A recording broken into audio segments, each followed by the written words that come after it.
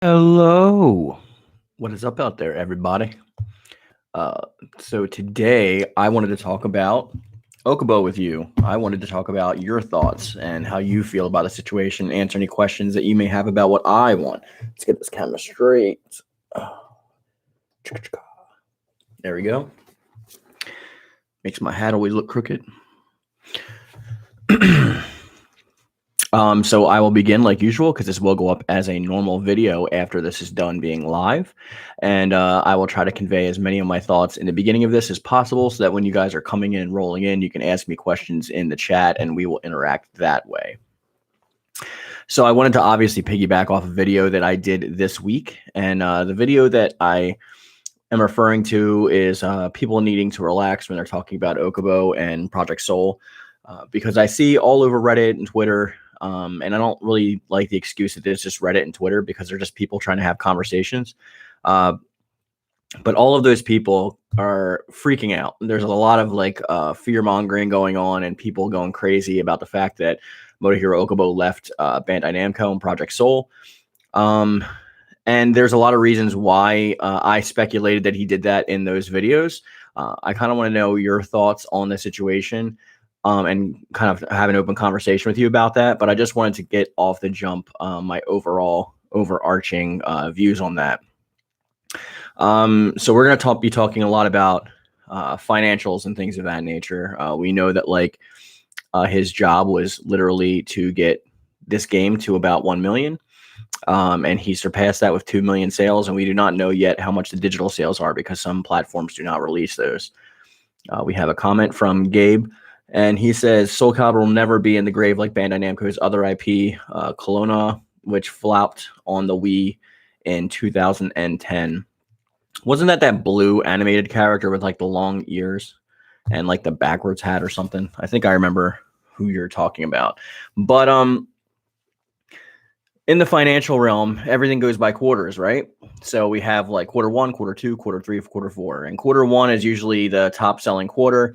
We were talking about this a lot going back with the Mortal Kombat video, how Mortal Kombat 12 is slated to be the next. Yeah, I remember him, Gabe. The next game coming out instead of Injustice 2 from NetherRealm Studios because AT&T has put WB Gaming Studios gaming division up for sale. So in order to get the best market price deal for that acquisition, they have to put their best game forward so that they can show recent financial sales. And it has to be within the quarter of the sale. So they can't look to Mortal Kombat 11 because that game now is 2 years old or 3 years old, actually. So they have to put their best foot forward. Now, what's going to sell is going to be Mortal Kombat 12, right? So that's why I was talking about in quarter 1, they need to have the biggest impact of sales. So that game is going to be released within that bracket so that they can prove to their lenders and their financiers that they're going to be a quality acquisition for whatever company ends up picking them up from AT&T. So that being said, contracts usually go in the form of a fiscal year, right? So we have quarter 1, 2, 3, and 4, and the fiscal year usually ends with quarter 4. Quarter 1 usually starts around September because that is the black quarter, meaning that people actually make profits and they're not making losses with red being in the red. And that's usually the only time during the year that happens. So in Q1, we have a lot of new contracts being formulated and new people coming on. Hey, Maki, how you doing? It's nice to see you. So with that being said, we have like a lot of confusion going on about Motohiro Okubo, right? And one of the biggest things that I've been seeing fear-mongered around is that like they treated him poorly and so he quit. Which somebody who works for a company for 25 years is not going to just like quit when they have the next biggest upcoming game coming out. What probably happened is around quarter 3, he started shopping around his resume. Meaning that while he was working on Pac-Man, when he already had left Soul Calibur 6 and was working on Pac-Man 99, that he was actually going to be shopping around his resume. And why would somebody do that? Well, the same reason that you would. Maybe he went to Bandai Namco and asked for a raise based on what he did with Soul Calibur, and they turned him down. So he went to go get some renegotiating power. So what do you do with renegotiating power? When your contract is about to expire, you shop yourself around and you get a bunch of different deals. So let's say that this company over here wants to hire me at $30 an hour, but this company over here has promised to hire me at $34 an hour. But I want to stay with my company and I'm trying to get a raise. Hey, Solar Flare, nice to see you're awake. So what they do is they gather all these like kind of evidences of what they are purported to be making with those companies, and they bring it to their employer. So now it's time to renegotiate your contract. He's sitting down at the table with Bandai Namco and a lot of the executives who are going over his contract and saying, okay, you did these things well, you need to work on these things. So what do you want to go into this new contract? Because now they have to sign a new contract for the next year. So he says, well, this company in Shibuya is offering me this. Can you match this? If you can at least match this, then I will stay with Bandai Namco. If it is not fiscally, financially feasible for you to do so at this time, then we are going to part ways, and I'm going to say good luck, right? So clearly we know what happens based on that. Clearly Bandai Namco didn't feel that his resource was worth the price that the Shibuya Gaming Company was offering him, so he left to go to the Shibuya company. Now, of course, this is speculation, but it's just based on like education in the field and understanding how this marketing and contractual obligation stuff works when it comes to financing, and especially moving on from company to company in the professional space. I do know game developers and I do know people in the space, whether they be senior QT testers, whether they be people on development teams in general. I have a lot of friends, and it's just something that I've never been interested in because I wanted to stick with comic books. That's my thing. That's what my art goes towards. But I do have a lot of ears on this, and we've done interviews with a couple of them in the past.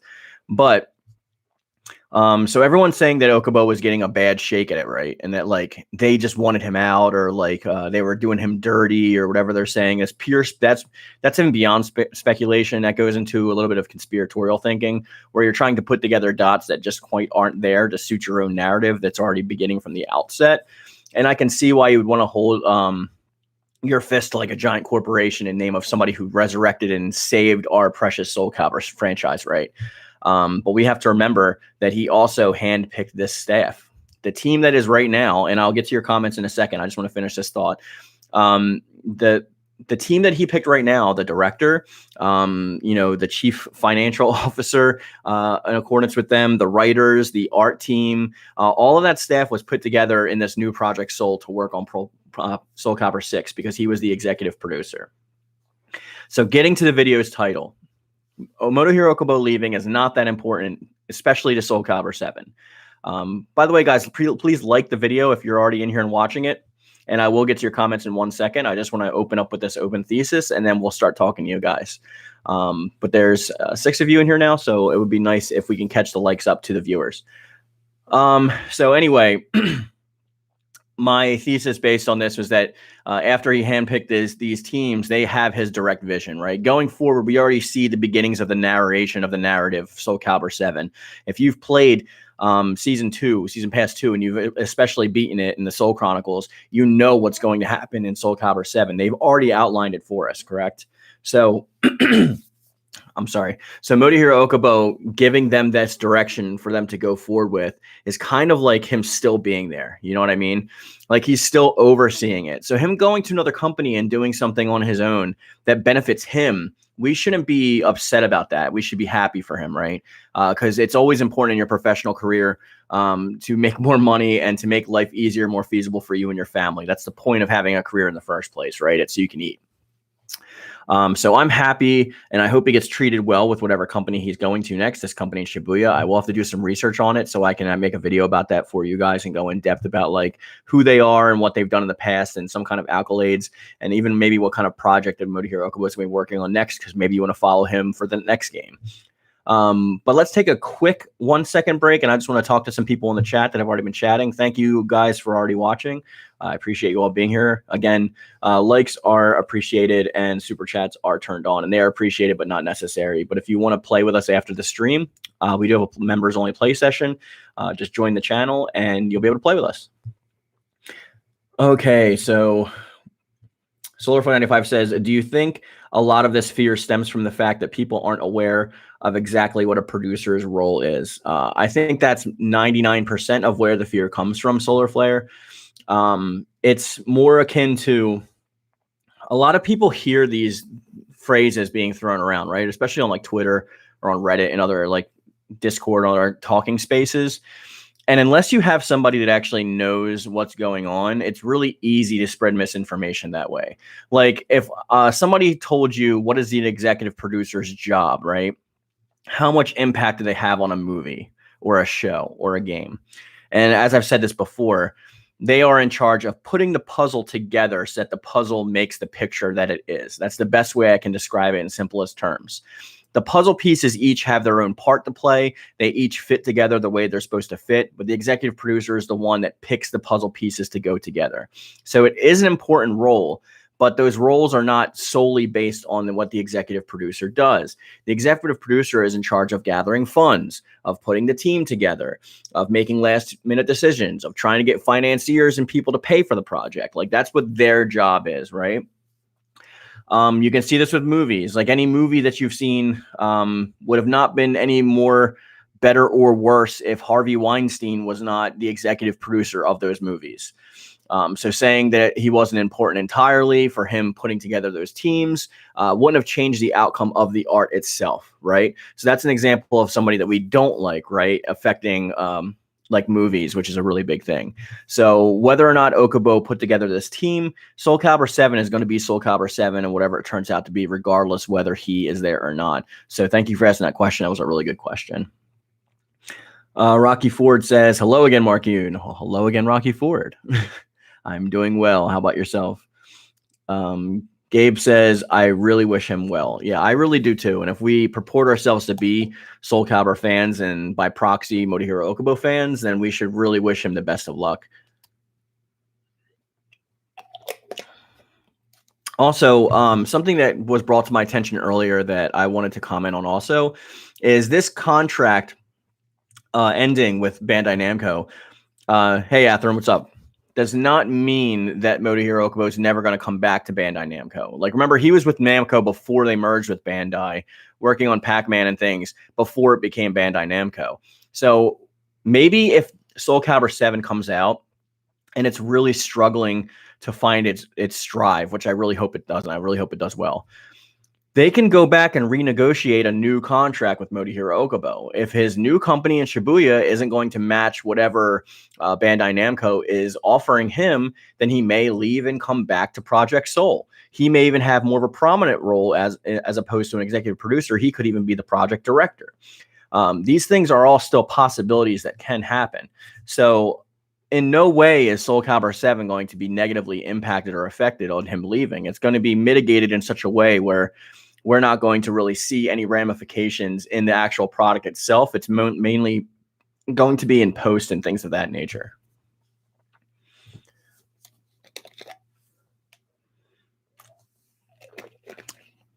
Once again, I want to just acknowledge chat and say hi to everybody who's in here actually chatting. So hello to Gabe.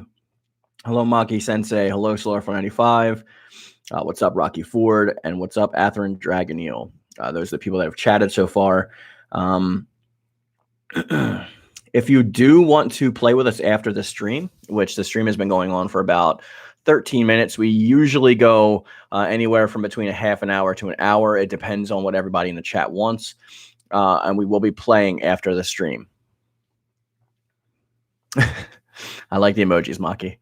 All right, so does anybody have any questions before we move on to the next part? Do you have any questions you want me to address or ask, or do you have any opinions that you feel that I need to know or that something that I'm missing? Gabe says, I wish Soul Calibur 7 would have Masayama as director again. As what's slated, which by the way, his name's not Masayama. I always call him that because I want to protect his privacy because I don't know if he has his actual name out there. But Masayama on Twitter is the actual director of Soul Calibur 6. So yes, as far as I know, most of the team is still there, right?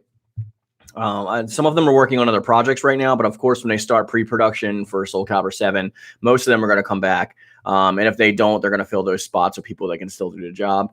I would like Masayama to still continue being the director because I felt that he did make the direction of the game go well. But remember, Soul Calibur 6 started out with a whimper but ended on a roar. So we need to find out who is behind the narrative of the writing team responsible for season 2, and those are the people that we need to make in charge of the narrative. So as long as the director is on board with those writers, then I have no problem with any of them staying or leaving or coming or going, as long as that narrative stays in the trajectory that it's going. Rocky Ford says, do you remember Tekken 4 or Tekken 5? Yes, Tekken 5 is my favorite one. Atherin says, biggest thing if you want to play after give me more than 5 minutes to respond. I'm blind and my reading sucks. Okay, so that is a message for people who want to play. Because Atherin is the mod of the channel, if you don't see the little wrench next to him. So he is the one that sets up the play streams. So you have to go through him. Solar for 95 says, I'd like Masayama to stick around as well. He's taken the story in so many interesting directions.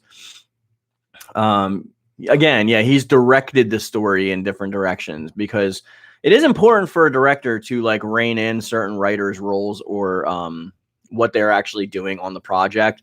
As a comic book artist, I've worked with my writer who writes the story. He's writing a story for my upcoming book, and with the other owner of the character, we've gotten together and talked about things before, and where our ideas to the writer have like started on a positive trajectory that go into like completely insane territory, the writer has to like bring that back and be like, all right, guys, like we're not going to go there, but maybe we can work those kind of concepts into this. So he was kind of working as a director, writer, and editor all together. So they are very important roles to be playing within each other, but I don't think they necessarily like need to 100% take the reins. Any number one of them, they should work as a team. Rocky said I like Tekken 5 more as well. Maki says, I have found so many memories of Tekken 5. I wish I could go back to just spending hours wasting away playing PS2.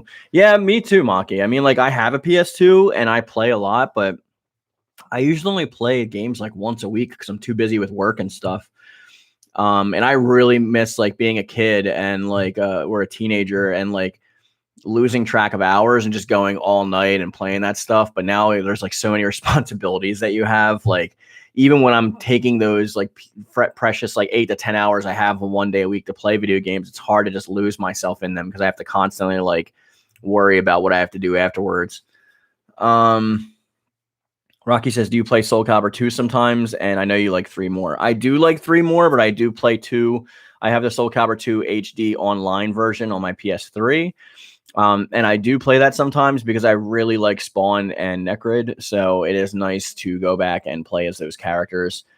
But on my modded PS2, I have the arcade edition of 3, as well as the regular disc version of 3, which I actually play more. But the arcade edition is great because it comes with all the extra stuff, you know, like Hwang Sung-young's in the actual like roster and things of that nature. Gabe says, do you know that Tales of Arise is a Soul Calibur Easter egg? I haven't really researched anything about Tales of Arise. I usually do play the Tales games, but I like to go in blind because I play them for the story. So if you want to talk to me about the Easter egg on the Discord, I don't want it spoiled here in the chat. So we'll talk about that later. No problem, Maki. I'm not being an English teacher and making you guys be all super grammatically correct on here. As long as you get your point across, I understand. That's all I care about. Solarfire says, I agree, man. Being an adult sucks. Yeah, looking back on childhood sure has its benefit. But I mean, there's a catch-22 with it, right? Because when you were a kid, you had all the endless hours to do whatever you wanted to do, but you had no money to do it. And then when you're an adult, you have all the money to do those things you wanted to do, but you have none of the hours to actually do them with. So it's a catch-22. It's like that old adage that says, wisdom of the wise is wasted, and it's something about like young people, youth is wasted on young people because old people know how to like utilize that youth better, and young people waste it. But wisdom is wasted on the wise because they're just going to die, and then everything they know just goes nowhere. So it's like everything's a catch-22. Maki says, oh, mood. I have exams coming up on top of work in which I really need to try to study for. Moving at the end of the year too, so it is hectic. Yeah, I can understand. I just moved myself, as you guys know, and I have a new series coming out in 2022, so I'm working on that. We're doing the pre-production stages of that right now. Plus, I have a full-time day job on top of YouTube. So I know how it feels to be busy. And then you got to deal with household stuff, right? There's all those chores and stuff on top of that because you got to keep your house clean. Rocky Ford says Heihachi Mishima wasn't supposed to be in Soul Calibur 2. Correct, he wasn't. It was supposed to be Dante from Devil May Cry. Or actually in 2, it was supposed to be Final Fantasy 7's Cloud. It was supposed to be Dante, I believe, in 3. Those could be reversed, but that's usually how it is for 2 or 3. The talks fell through last minute, and since they already owned the rights to Heihachi for Tekken, they just threw Heihachi in there last minute. Gabe says, I wish Todd McFarlane would return to Bamco, but is busy with Warner Brothers, Marvel, etc. I mean, his toy company does toys for a lot of different things. He's pretty much a third party, so he has contracts with companies, but he doesn't work directly with those companies or for those companies. He just does the projects he's supposed to do. So they reached out to him for Spawn, and he let Spawn be in the game and co-created Necrid, which was actually his idea, which is why he owns more of the rights than they do. Rocky Ford says, could Necrid come back in Soul Calibur 7? Again, no, it's not likely because Todd McFarlane likes to keep things close to his chest. He doesn't like to sell off property that he owns. And Bandai Namco would have to pay him far more to have Necrid than they would like, especially since Necrid is not a cast character. He was pretty much a bonus character. On top of the fact that this is a completely new timeline, so Necrid doesn't even exist in this timeline, as we know. Slurfo says, McFarlane Tours made some highly articulated Soul Calibur figures. That would be cool.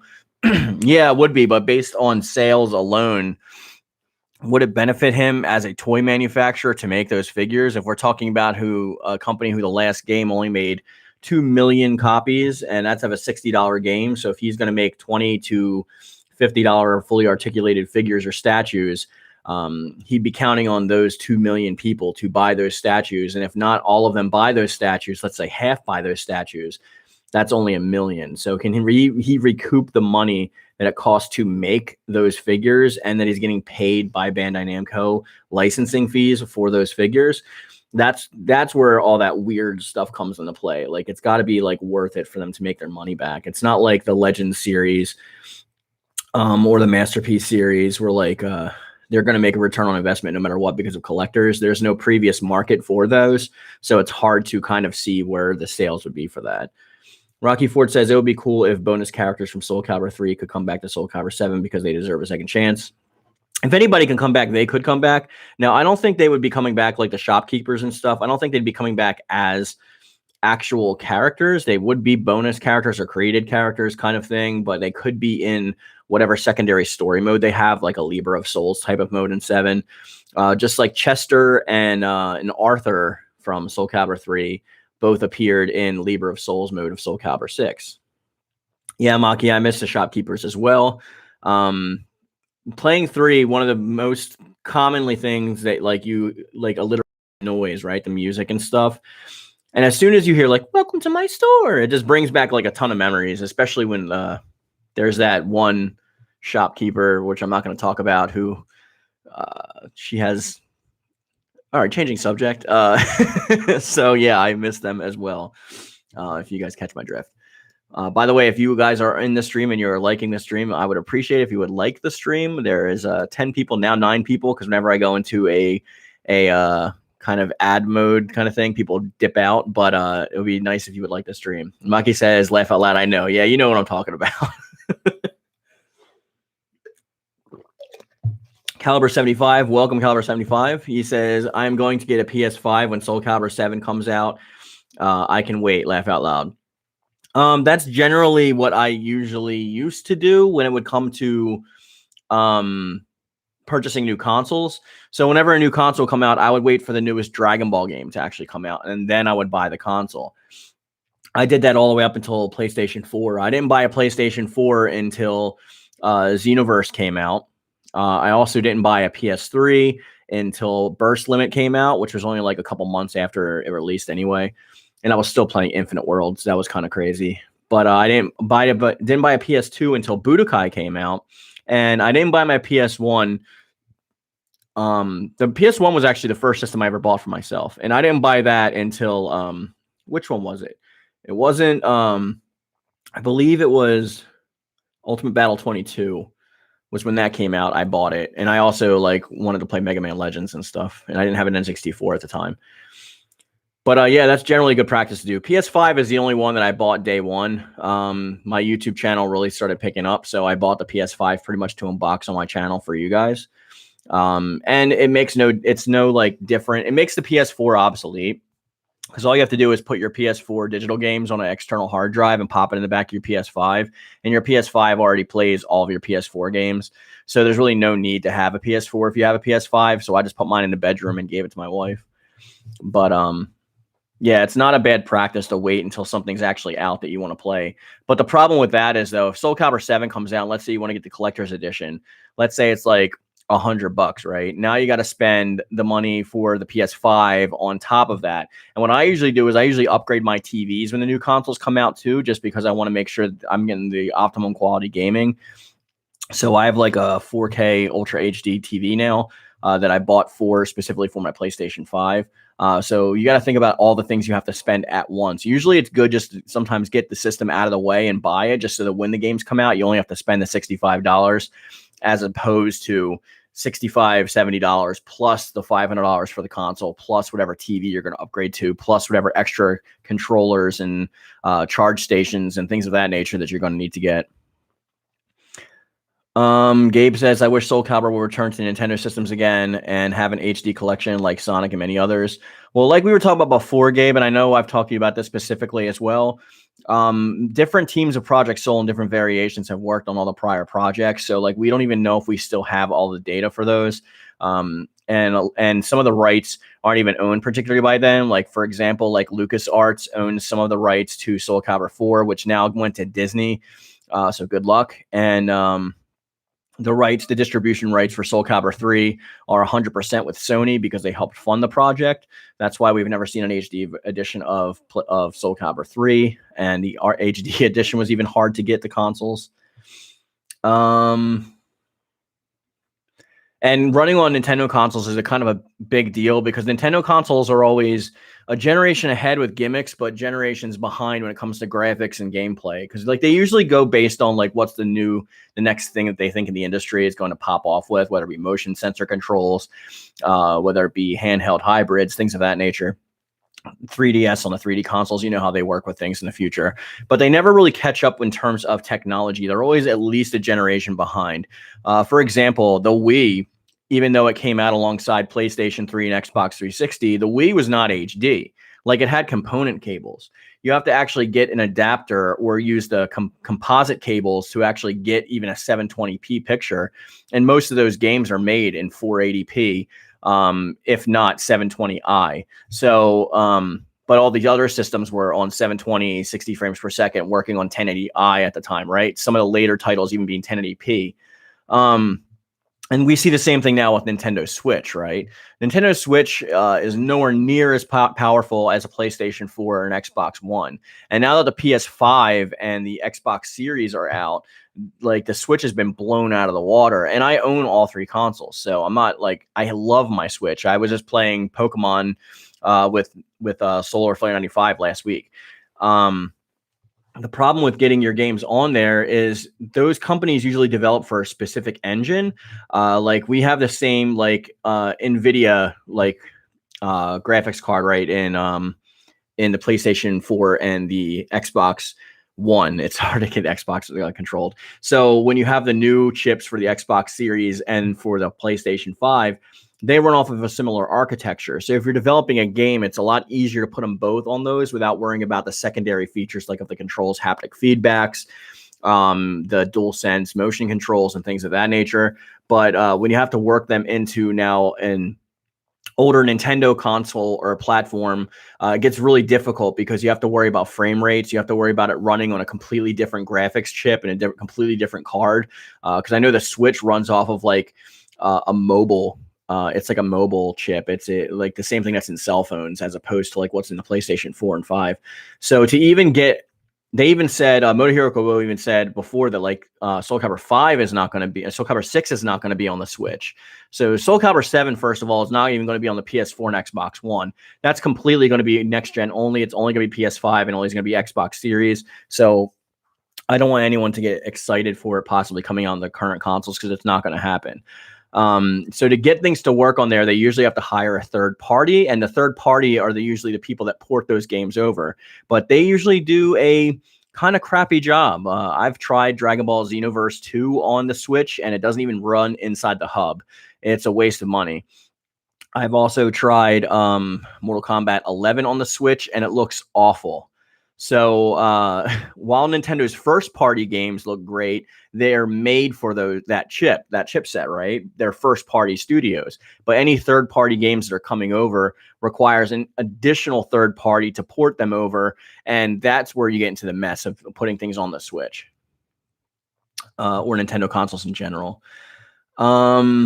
Thaddeus Horn says, it was good to fight Miser and have her information, Greed, and Libra of Souls. Yeah, definitely. I've really enjoyed that, especially running into Arthur, too. I thought that was great.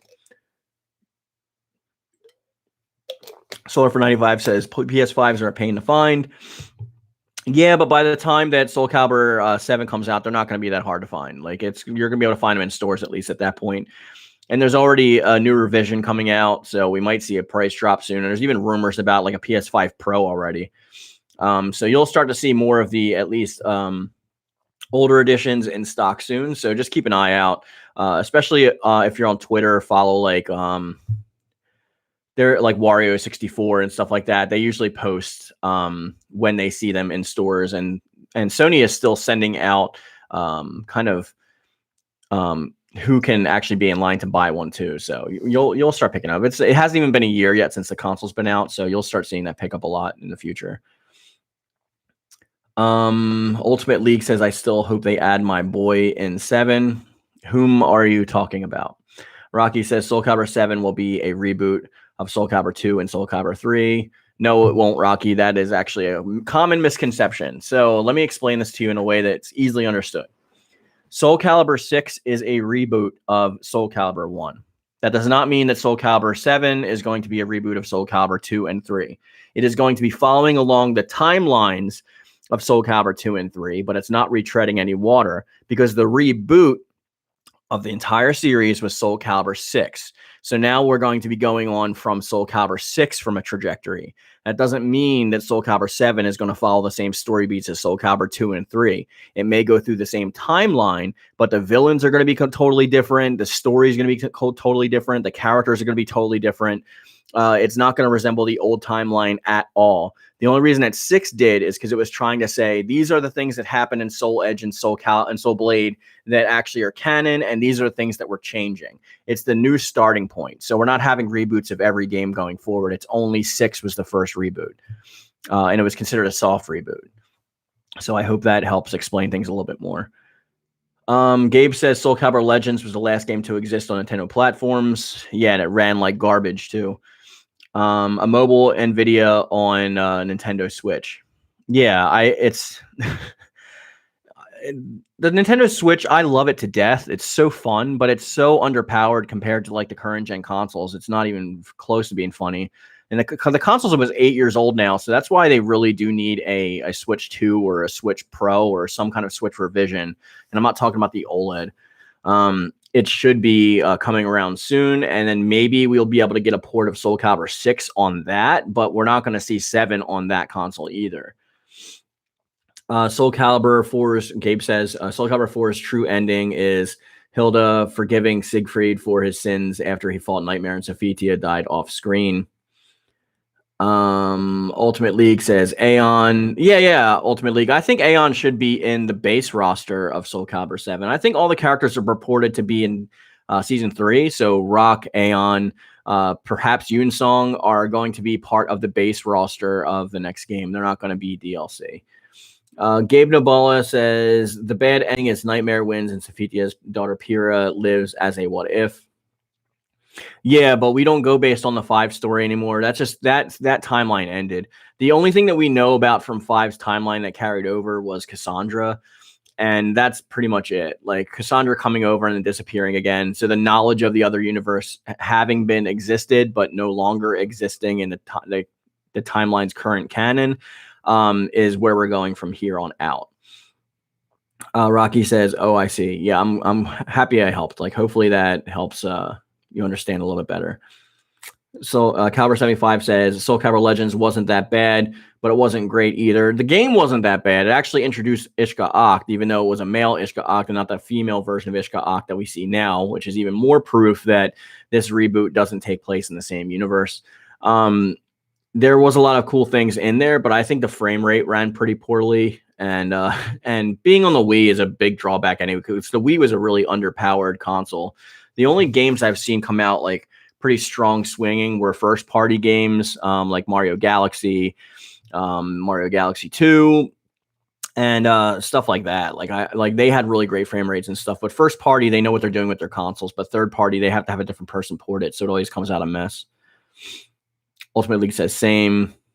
Yeah, I'm glad you understand. Rocky says, would Huang come back to Soul Calibur 7? Yes, if you've played Season 2 Soul Chronicles, you should know that Huang is actually going to be playing a much larger role in this timeline than he did in the last timeline, even though he was the original shared main character with Soul Edge, which was between like Mitsurugi and Hwang Sung-young. Gabe says, have you seen Spider-Man Into the Spider-Verse? The Astral Chaos Realm is a plane like the Spider-Verse. It's not a one-to-one comparison, though, Gabe. While it's similar, that it is like a link to a multiverse or a possible multiverse, it's not like a connected web like it is in Spider-Verse. It's more of a open third-dimensional area of space in which like it could possibly be used for transference, like the portals we see coming from the astral plane. But the astral chaos is really just a universe made up of energy. It's not really like a universe linking any universe to itself, though. So it can be used to link. It's not the direct causal link, if that makes sense. Tara Platt, the voice of Setsuka, liked my message about Soul Calibur a few months ago. That's great. It's always nice when you get some kind of confirmation on your tweets. Maki says, I'm so happy he has a bigger part in the story. He was done dirty in the original timeline, in my opinion. Yeah, a lot of those older characters were. They tried to do an out with the old and with the new a lot. Like, it wasn't just Soul Calibur 5, a lot of people think. Like, we replaced Li Long with Maxi. We replaced Hwang Sung-young with Hong Yoon Song. We replaced... they attempted to replace Sophitia with Cassandra, but it didn't fly, so they ended up having both of them in there. But this is not the first time they've tried to like replace characters with Soul Calibur 5. Maybe Hwang and Yoon Sung might be playable in Soul Calibur 7. I 100% believe that both of them will be, yes. But that is just a belief and speculation. Like, Yoon Sung might be in, he might not. But I know for a fact that Hwang Sung-young is going to be in it. Solarfer says, hot take, I didn't care for Into the Spider-Verse. That's blasphemy. I loved Into the Spider-Verse. It's one of my favorite iterations of Spider-Man. Ultimate League says, I wonder if Aeon will get a whole different style because he had a mixture of Cassandra and Sophitia, and Kratos will be playable like Broken Destiny. I did, but they generally don't bring back guest characters, especially portable ones. So I don't think Kratos will come back as a guest character. But I do think that Aeon will have a complete overhaul. And Aeon actually wasn't the mix of Cassandra and Sophitia. That was just Lizard Man. The actual character that became Aeon Calculus later was the one that had his own distinctive style. So if he comes back, hopefully we see him with a distinct style and not something that we've seen in the past that's pseudo a clone style. Rocky Ford says we would get some new characters for Soul Calibur 7. 100%. Maki Rock's going to come back. Don't worry. Rocky. Yes, 100% we're going to get some new characters. So we already know about the Swords and the Shepherds. And if any of you are in this stream and aren't subscribed to me, go check out my my videos on the Sword and the Shepherds. If you've played to the end of Season 2, I'm not going to like spoil anything here. But there are new characters that show up that are going to be future characters going forward. And they're kind of putting together their own kind of Akatsuki in Soul Calibur. And you see the beginnings of that in Soul Calibur 6 Season 2's Soul Chronicles. And beyond that, there's also some characters from the Evolve organization who may be making a comeback as an actual character. Again, I'm not going to give any spoilers for the game because I really want you guys to play the game, but there are people that have been purported to die and you see them come back as Malfested and things of that nature. So just check out the story and you'll see the characters that are going to be new going into there. There may be even more new characters on top of that, like we had with Grow and Aswell. Like 100% positive we're going to get a brand new main villain, main antagonist of the series. But beyond, if we get any new heroes that are brand new heroes, I think that we will, but we have to wait and see because I don't want to just play guessing games. But if you're subscribed, I'll give you information as soon as we get it here. Gabe says the reason that Sophia sided with Nightmare is because Tira blackmailed her into working for her. Yeah, I remember. I don't put too much stock anymore in that timeline because now that we're in the current timeline, we're not really referencing anything from there anymore. So I try to just move forward with where we're going with this timeline, if that makes sense. Rocky Ford says, I sure do like Rock when he grabs down opponent by the leg and slamming them, throwing them. Yeah, we don't have many grapplers because even Astaroth isn't much of a grappler. He's just a large axe wielder, correct? So it'll be nice to get Rock back, especially a revised revision of Rock. By the way, guys, please like the stream if you're in here. I would really help out a lot to support the stream. Ultimate League says, to be honest, I really wouldn't care if he had the same as long as he would be in the game. I'd be happy. He's 100% not going to be the same, though. He is going to get a revision, 100%. I think that's one of the reasons why Season 3 probably didn't happen is because they had to revise all of those characters into new forms of those characters. Sir Blaze Fire 1985 says, Soul Calibur's own Akatsuki, lols. Yeah, it's if you've played Season 2, they're pretty much making an Akatsuki. Rocky Ford says, which is basically an anime trip of everything. Every anime genre thing has an Akatsuki outside of maybe Dragon Ball doesn't, but beyond that. Rocky Ford says, I want to see a stage similar to Voldo's stage in Soul Calibur 2 to be in Soul Calibur 7. New stages are always welcome. Maki says, well, we have Zwei and Ishka Oct, but were there others? What are the other 6? Well, Viola is definitely going to be one of the Swords and Shepherds because we see in her Soul Chronicle, we see the beginnings of Viola when she's interacting with Aswell. So she's definitely going to be in there as well as Zwei. Zwei is actually mentioned, by the way. If you watch my series you should watch my lore series on the Vocal Library, which I go over all the lore that's unlocked throughout the library. Screenshots provided by SolarFair95. There's a lot of talk in there about Zwei, and in this current timeline right now, he's only 12 years old, but the next game should have a little bit of a time jump, so he should be playable in the next game. I'm positive he's going to be playable in the next game. They wouldn't go out of their way to mention him in this game if they weren't planning on using him in Soul Calibur 7. I really liked and all the way. Besides Ishka Oct, there's also Wan Gobak. There's also which, by the way, Wan Gobak is another Korean character. He's just an evil Korean character, so he'd be a nice antithesis if Yoon Song does show up to be against Song Mina and Hwang Sung Young as well. That'd be a whole nother different story. That'd be fun. I really like Aswell because he isn't a cliche villain. Well, anybody that writes villains properly gives them actual motives for doing what they're doing. Anybody that doesn't makes them a cliche. It's an easy fallback to do a good versus evil story as opposed to an ideal versus another ideal, right? That is, says Team Dion. Sir Blaze says plays the Akatsuki theme.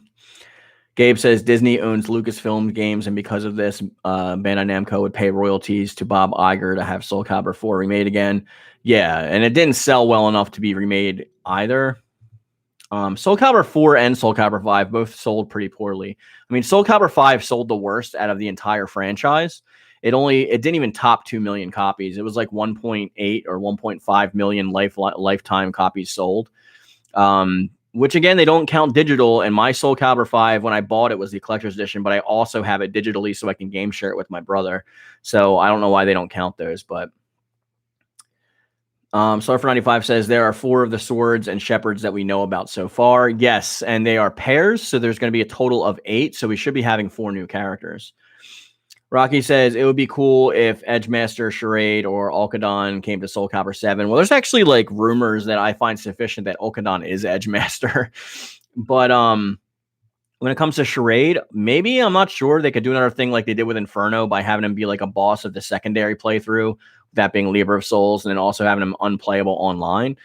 Maybe they can bring back Charade, but the Solomel is also not going to be going evil this time like he went last time. He's definitely doing more of an overview and Raiden type character in this series as opposed to the last, which we do know that since he's immortal, I think he did regain some memories from the past timeline or something like that. It's a little bit weird and wonky. I'll have to do a video on that later. but he's not going to do any of the same stuff he did before. Where ein, dry, etc. I mean, laugh out loud. Oh, you mean like the German counting numbers? Yeah, I don't know where they're going with that.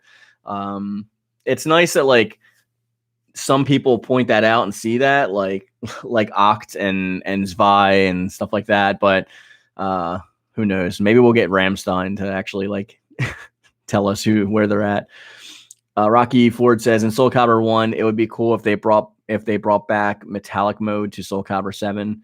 Yeah, I remember that too. Kind of like a Marvel Ultimate Alliance 3 type of the Galactus mode, where you have like metallic like characters that are kind of like creations of sorcery, which could definitely lean into the canon.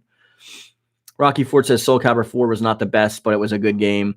It was a fun game. I like the Towers mode. I think it had the best graphics of the series. It was a little old to me that it was so Star Wars heavy, and it kind of almost didn't even feel like a Soul Calibur game. It kind of felt more like Mortal Kombat 8, which was Mortal Kombat versus DC. It kind of felt like a sub game or a side story, if you know what I mean. But I did like it for what it was. I really like the whatchamacallit, the dude from Force Unleashed, the Apprentice.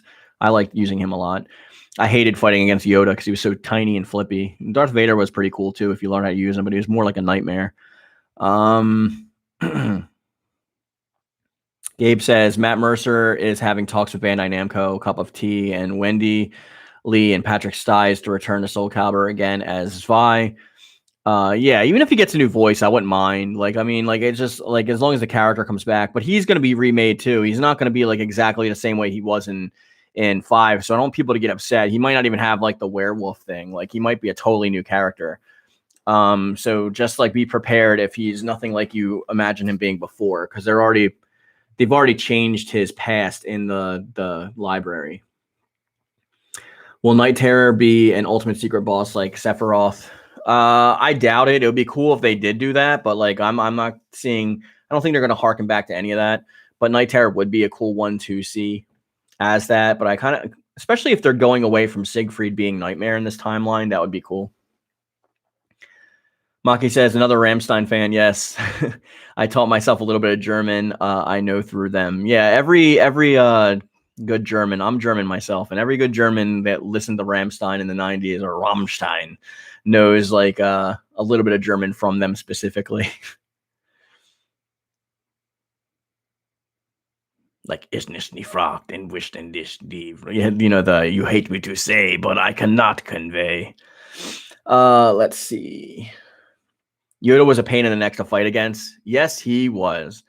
Gabe says the Apprentice in Soul Calibur 4 is basically Meta Knight in Super Smash Bros. Brawl. Remember the OP Meta Knight before he was nerfed on the Wii U? And yes, I did. I've played all of the Smash Brothers, so I do remember that. Rocky says I like Darth Vader and the Apprentice more, myself included. I did too. Gabe says, will Inferno be Nightmare again, like in the original timeline? Nothing about the original timeline is probably going to happen again. They're going to retell the story completely so they don't go into another story hole that they fell into with Soul Calibur 5. That was the whole reason they started to reboot in the first place. So you're going to see it branch out way more than what we've expected to see so far.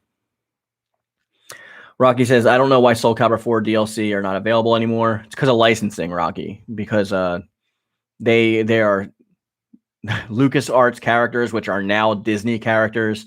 And we saw the same thing happen with certain characters from Marvel Ultimate Alliance 2. Like when the licenses expire for being able to use those characters, they're not allowed to sell them again without having new licenses.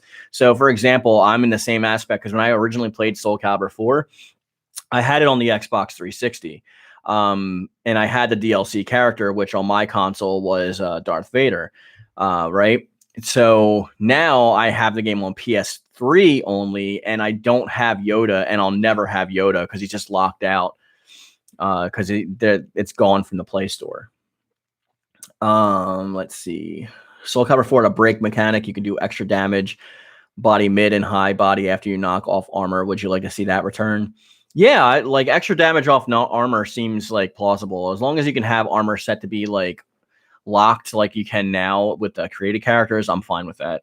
Atherin says, I'm back from making some chicken and fried rice with a side of ramen with a bit of spice in it. Well, you enjoy that. We're probably going to be playing in about 10 minutes, so eat fast. Fox Live says, I don't mind the side characters, Johan, Juan Gobak, and Curtis, but I have a copy of the main characters' movesets. I hope they are their own fighting style. Yeah, I'm sure that they will be. I'm not sure about like Johan if he's going to be in the game, but I'm pretty sure Juan Gobak possibly may, and Curtis also may as well. And since they lost, maybe they will come back with a new fighting style. Not Curtis, but Juan Gobak. But I don't want to give away spoilers. Stop making me do spoilers. I'm satisfied that Soul Calibur 6 is made. Yeah, Soul Calibur 6 was a good application game. So they did use a lot of old assets to recreate this game, and they did it with a very low, limited budget, but they did do a good job with what they had. Even though I hated the game at first because my expectations were way too high, I've since drawn them back, and you've seen me do new how I feel about the game like on my channel recently. So Maki says, I would love for Huang's voice actor to revise his role. I don't recall his name at the moment, but he seems like a cool guy, and I enjoy his YouTube videos. I think he will. I hope he will anyway. I like his voice for Huang. It sounds a lot more older and wise and menacing. Swarfer says, amen, you're making me hungry, dude. Or Atherin, you're making me hungry, dude. Gabe says, the reason Sam Riegel's sister Eden no longer voices Vitia is because of a cup of tea and Namco chose Erica. Well, voice actors change all the time, like for different reasons. So they're contractually like based too. So if they don't even use the same voice acting studio, they'll have to go with different VAs unless like they do independent contracts. Soul Blaze Fire says Huang equals serious, Yoon Song equals goofy. Yeah, that was like I mean, Yoon Song is kind of serious too. He's not completely goofy. He's just like he's more sarcastic, I would say, than Huang. Huang is more serious. But they've kind of taken bits and pieces from each other originally, too, because Hwang Sung-young was a lot more goofy in the original games, and they just ported that over to Yoon when they actually, made Hong the mainstay. Gabe says, although Eden voiced Vitia, Lady Custom Creation voice in 5 and 6. Also, Peter, St. Paul Peter, Xander Mobius is the only voice actors to reprise there. I don't really, to be honest, I don't really follow voice acting that much. I usually honestly play the games in Japanese, so I don't know much about the voice actors. Outside of that, I know that Patroclus was Sasuke. That's like all I know. I don't really follow them too often, and I try not to get embroiled with them because they can be surrounded by controversy once in a while too, and I want to stay out of it. So I pretty much just use the Japanese voices. Hwang and Yoon Song were both cool. Yeah, in their own right, they were both cool. And why are we still doing this, Rocky? Hwang is Sung Young's last name, right? Yoon Song is Hong's first name. So if you're going to use the last name for one, use the last name for the other. That's the way it would properly be done. So you would say Hwang and Hong were both cool. Or Sung Young and Yoon Song were both cool. I know you guys aren't like experts on Korean names or whatever, and I don't expect you to be, but that's just keep it consistent, at least for me, because it drives me crazy when I see people do that as somebody who speaks, reads, and writes Korean. You want to say Hwang and Hong, because Hong is Yoon Song's last name, okay? And if you want to say Yoon Song, and by the way, I appreciate you not using a hyphen. That is correct, correct way of spelling it, and I appreciate that. But Hwang's first name is Sung Gyeong. So if you want to say Yoon Song, then please say Sung Gyeong. Just keep it consistent.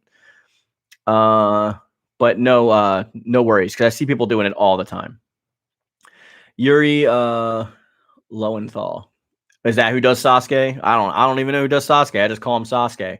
Only person that I can like really hear is Johnny Bosch, and that's just because I grew up with Power Rangers. So like I hear him when I hear Broly and like Ichigo and stuff like that. But like otherwise, I don't really dive too much into those.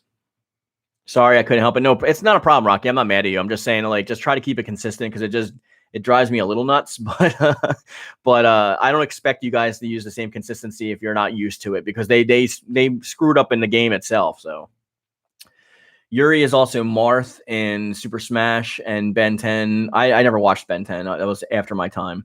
Soul Calibur 4 did sell well, but Soul Calibur 5 was the worst selling game with Tag 2. Soul Calibur 4 still didn't sell well, though. It didn't sell as much as Soul Calibur 2 or 3.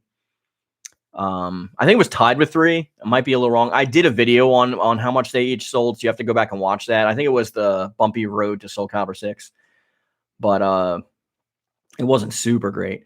Yuri Lowenthal is Sasuke, Patroclus, and Spider-Man. Good to know.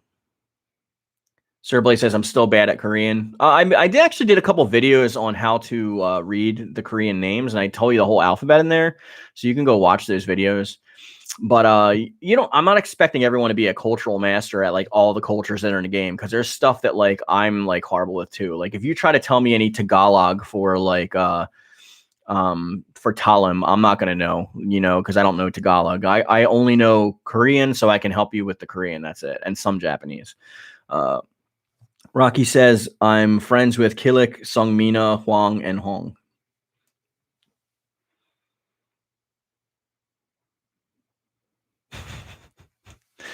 Mina. Okay, Rocky. Thank you for trying. Mina is her name, right? Mina. It's not Mina. Mina is her first name. Song is her last name. So now if we're going to say the same rules we were saying before, so if we're going to say Huang and Hong, you would just say Song. If you're going to say Yoon Song, Sung Young, then you say Mina. But if we're going to stay consistent, you can just use their first or last names. But thank you for trying again. That was great. Do you refer to Mina as Song if we are going by last name? Yes, exactly, Maki. Song is her last name, or as they call it, their family names. So just like my name, okay, my Korean name is Yoon Jin Saw, right? It's Jin Saw. So you would either say Jin Saw or you would say Yoon. If you're using respect, then you would say Jin Saw She. If you're older than me, you would say Jin Saw Ya. It's a lot similar to how they do respectful things in Japanese naming. But if you're going to use just my last name, you would say Yoon, right? So if you're going to do it with another Korean person, let's say you have me and Hwang Sung-gyung hanging out, right? You would say, hey, Yoon, hey, Hwang, right? Or you'd say, hey, Jin Sol Shi, hey, like Sung-gyung Shi. You know what I mean? You would do it that way, unless you're close friends. And you don't have to add any kind of asterisk for Shi or anything like that. I know it's a little bit confusing. But just go by either the last name or the first name. Thank you, Maki, for clarifying that. Slurfer says, random question mark, what is the Korean word for shark? I have no idea. I'd have to look it up. I don't know I've never had to say shark to someone in Korean before, so I'd have to learn it. Gabe says, Ezio joined Soul Calibur 5 because Ubisoft wanted their character to join the Soul Calibur battle. And they also wanted that cross-promotional money, baby. That's really where it comes in from. They had a new, was it Assassin's Creed 2 or Assassin's Creed 3 was coming out at the time, and they were trying to promote. So that's why they had Ezio Auditore in there. I don't remember exactly which one. All right, guys, I hate to cut it short here, but we are going to end the stream. If you want to play, then hit up Atherin Dragoneel or hit us up on the Discord, and we will get together something. So, of course, I want to say thank you guys for being here. You were great talking to you. I loved it as usual. This is going to be a full video. If you came in late and missed any of it, you can watch later. Please like the stream before you head out. It would help so much to spread this. Also, I want to thank everyone for participating in the chat. I really like that a lot more, is talking to you guys and having to talk myself for an hour, because it's hard. And with that being said, you know how we're going to end the stream. So I want to see all of those thick U's in the chat before we bounce. I want to see it right now before we go over and play. Everyone give me the best thick U that I can see. I love it. Thank you. And thick U. Peace.